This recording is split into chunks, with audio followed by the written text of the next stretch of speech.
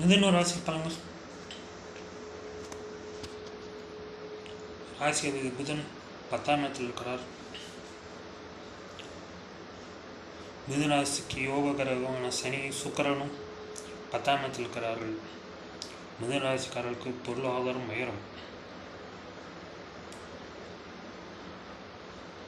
ராசி அதிபதி புதன் நீசபங்க ராஜயோகத்தில் இருக்கிறார். கூட சுக்கிரன் உச்சமாக இருக்கிறார். இதனால் உங்களுக்கு ப்ரமோஷன் கிடைக்கும், சம்பள உயர்வு கிடைக்கும். வேறு வேலை காத்து கொண்டு இருப்பது வேறு வேலை கிடைக்கும்.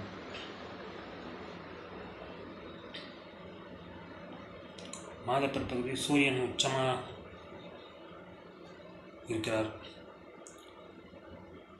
3ஆம் தேதி சூரியன் உச்சம் பெறுவது சிறப்பு தான். 3ஆம் தேதி சூரியன் உச்சம் பெறுவது சிறப்பு தான். உங்கள் முயற்சி வெற்றி அடையும்.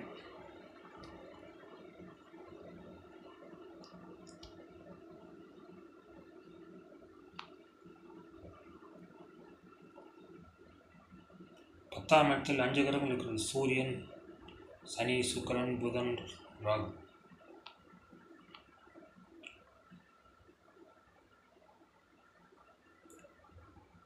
வெளிநாட்டுக்காக காத்து கொண்டிருக்கு. வெளிநாட்டு வேலை கிடைக்கும்.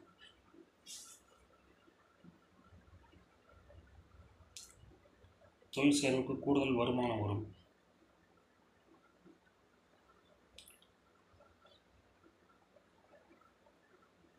பிஸ்னஸ் செய்கிறவர்கள் இம்ப்ரூவ் ஆகும்.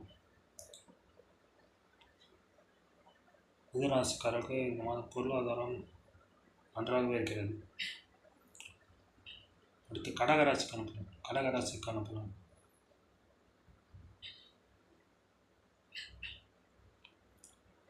ரெண்டாம் தேதி சூரியன் 9ஆம் இடத்தில் இருக்கிறார்.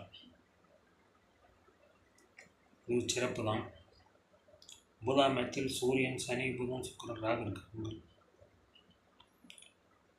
5 கிரகங்கள் 3ஆம் இடத்தில் பார்க்கிறார்கள். உங்கள் முயற்சி வெற்றி அடையும். 3ஆவது புதன் நீசபங்க ராஜயோகத்தில் இருக்கிறார். கூட சுக்கிரன் உச்சமாக இருக்கிறார். உங்கள் முயற்சி வெற்றி அடையும். கடகராசிக்காரர்கள் அஷ்டம சனி விலகிவிட்டது. இது எல்லாமே நல்லது நடக்கும். திருமணமாகாத கடகராசிக்கு திருமணம் நடக்கும். 7ஆம் தேதி சனி 9ஆம் இடத்தில் இருக்கிறார். கூட சுக்கிரன் சேர்ந்திருக்கிறார். ஸோ திருமணமாகாத கடகராசிக்கு திருமணம் நடக்கும்.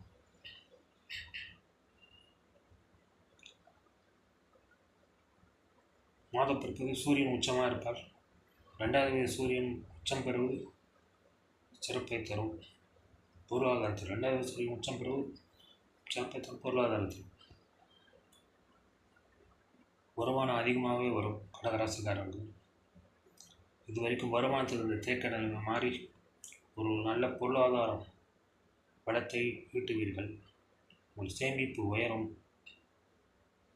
வேலை இல்லாத கடகராசிக்கு வேலை கிடைக்கும். தொழில் செய்கிற கடகராசிக்கு தொழில் இம்ப்ரூவ் ஆகும். கடகராசிக்கு இந்த மாதம் நன்றாக இருக்கும்.